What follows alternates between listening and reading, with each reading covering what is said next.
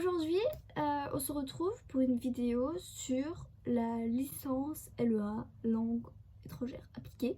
C'est ma licence actuelle et du coup j'avais envie de vous en parler du premier semestre.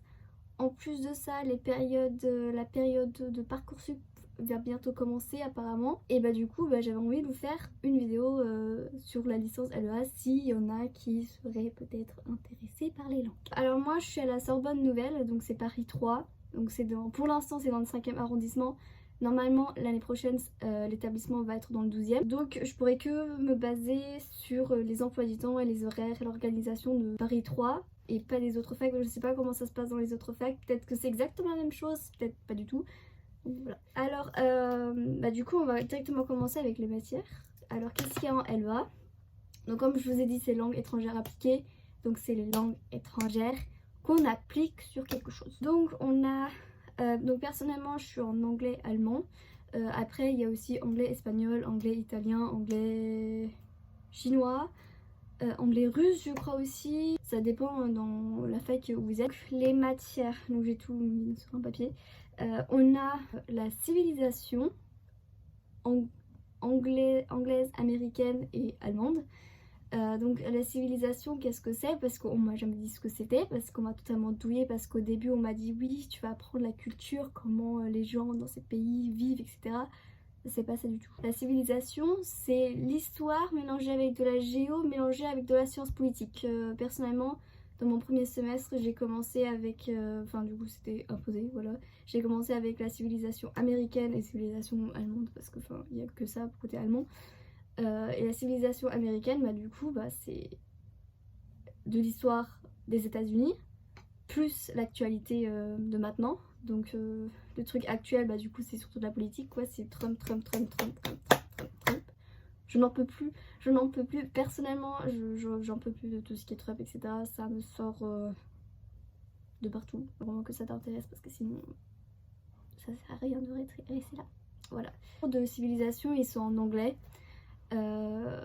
De civilisation américaine. Ceux d'allemand, pour l'instant, alors faut savoir que les cours de civilisation ils sont divisés en deux cours, donc un CM, donc cours magistral, donc en amphi, et un TD, donc TD pour ceux qui savent pas, pour ceux qui sont au lycée et qui savent pas encore, les TD c'est juste les cours en classe normale avec un prof, voilà, où vous pouvez vous poser des questions parce qu'en amphi c'est plus compliqué.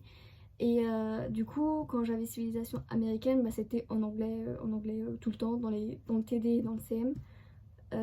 En allemand, dans le CM, j'avais, je sais pas si je peux appeler ça de la chance, parce que personnellement, je vois pas l'intérêt pourquoi faire de la civilisation allemande en français.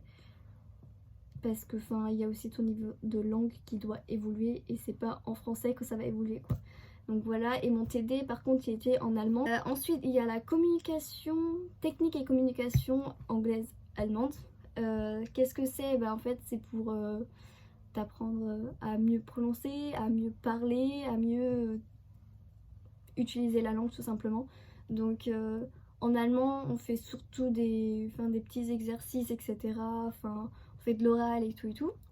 En anglais c'est plus différent, parce que là c'est surtout de la phonétique que tu tapes, vraiment. Donc l'alphabet phonétique faut la connaître, tu l'apprends, si tu la connaissais pas du tout tu vas l'apprendre dans l'année. Et c'est surtout des exercices sur la phonétique, comment tu prononces les mots, où tu dois accentuer sur le mot, etc. Du coup c'est plutôt bien pour bien apprendre la langue et tout, de bien apprendre à la parler. Ça c'est super et je trouve ça très bien, et du coup c'est 2 heures. En communication anglaise, du coup il y a la première heure où c'est en classe normale, quoi. Par contre pour moi c'est en groupe, du coup la classe elle est divisée pour qu'on puisse mieux participer, etc. Et ensuite la deuxième heure c'est on est encore plus divisé, genre on est 5 en classe, voilà. Du coup en fait soit on est avec le lecteur ou soit on est dans le labo. Alors c'est quoi le lecteur? Le lecteur en fait c'est soit c'est un étudiant, ou soit un étudiant un peu déjà qui a plus d'expérience. Ça va pas être un mec de 18 ans, ça va être plutôt des gens de 25 ans, etc. qui ont déjà un petit peu plus d'expérience, etc.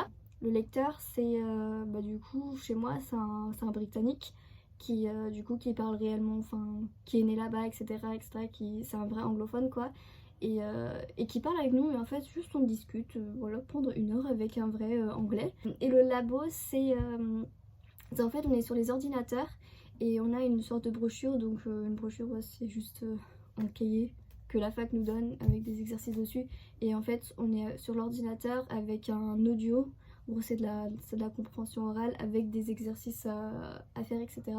Ensuite, il y a la grammaire anglaise et allemande. Voilà, c'est de la grammaire, 2 heures. Ensuite, il y a de l'introduction en économie. Donc, si t'es pas une ES, donc c'est pas grave. Enfin, tu peux, enfin, genre, c'est vraiment pour débutants, quoi, pour t'apprendre, etc. Parce que du coup, pourquoi on te donne l'économie? Parce que du coup, c'est des langues étrangères appliquées, et appliquées, bah du coup, il y a l'économie qui rentre dedans, parce que bah faut bien que les langues étrangères, les langues étrangères, tu les appliques quelque part, quoi. Et voilà quoi. Après, l'économie c'est en français, donc ne vous en faites pas. Si vous avez jamais fait de l'éco, c'est en français. Ensuite, il y a le droit aussi, mais personnellement, moi, le droit, je l'ai que au second semestre. Donc voilà, on me l'a ajouté que là maintenant. Au premier semestre, j'avais la culture G, la culture générale. Alors je sais pas si tout le monde a ça, mais personnellement j'avais ça à ma fac.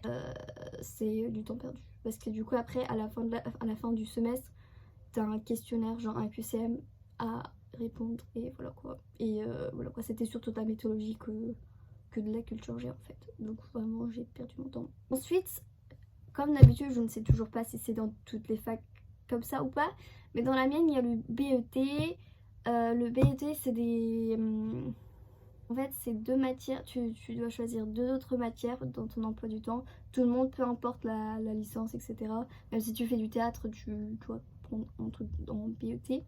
Donc en BET, on peut choisir, on peut choisir une langue, ou aller en français renforcé. Enfin, du coup, tu fais juste du français comme tu avais fait en cours, je crois. Je sais pas, j'ai jamais fait ça, donc voilà quoi.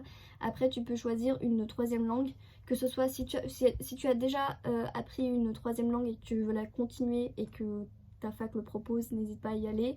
Ou sinon, bah du coup, il y a plusieurs langues qu'on te propose pour en apprendre une nouvelle, quoi. Et c'est plutôt sympa. Moi j'ai pris de l'arabe parce que bah du coup c'est ma langue paternelle et je la parle pas du tout.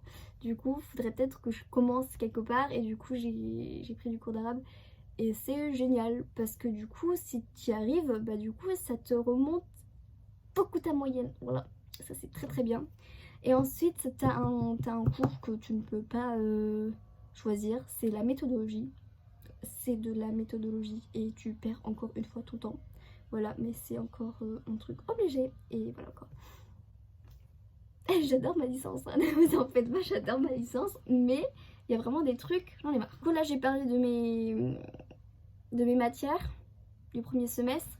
Là du coup je vais vous mettre mon emploi du temps du premier semestre. Donc si vous voulez screener, n'hésitez pas à screener pour voir à peu près à quoi ressemble un emploi du temps en LEA. Donc il y a plusieurs cases pour le BET, parce que du coup c'est les créneaux d'horaire où tu places les matières que tu as choisies, donc tu les places toi-même.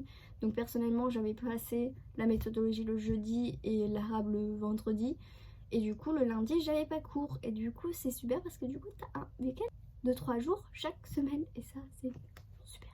Si vous avez peur en mode mon niveau il est pas bien en anglais, ou je suis forte en anglais mais je suis pas forte en allemand, espagnol, blablabla, je sais pas quelle est votre 2e langue, ne vous en faites pas parce que tu vas vraiment mollo. Enfin en fait tu vas doucement. Enfin, tu dois quand même connaître quelque part. Enfin, tu dois avoir au moins le niveau B1 pour pouvoir étudier la langue. Mais on y va vraiment doucement. Enfin, en grammaire anglaise par exemple, on a revu les verbes, on a revu les auxiliaires, on a revu présent, passé, futur, etc. Donc enfin on y va vraiment doucement et sûrement, ne vous en faites pas. Et pour les cours qui sont vraiment en anglais H24, comme du coup la civilisation, personnellement je peux vous dire que mon anglais il est horrible. Enfin, je me débrouille, mais pour la compréhension, il y a beaucoup mieux. L'expression, il y a encore mieux. Mais franchement, ça va. Enfin, voilà quoi. Et sinon, essayez de... Si vous y allez et que vous n'y arrivez pas, n'hésitez pas à aller voir les profs. Majoritairement, ils sont très sympas. Et, ou sinon, d'envoyer un mail. Et sinon, bah, lisez en anglais et regardez des séries sur Netflix en anglais. C'est ce que je fais. Enfin, j'ai fini, je crois. N'hésitez pas à me... Si vous avez encore des questions, n'hésitez pas à les mettre en barre d'infos. En barre d'infos, non, en commentaire, ce serait mieux. Ou sinon, j'ai mis mon Instagram et mon... Oui, et mon Snap aussi en barre d'infos. Donc si vous préférez, si vous n'avez pas de compte YouTube, mais un Instagram, donc n'hésitez pas à venir m'en parler.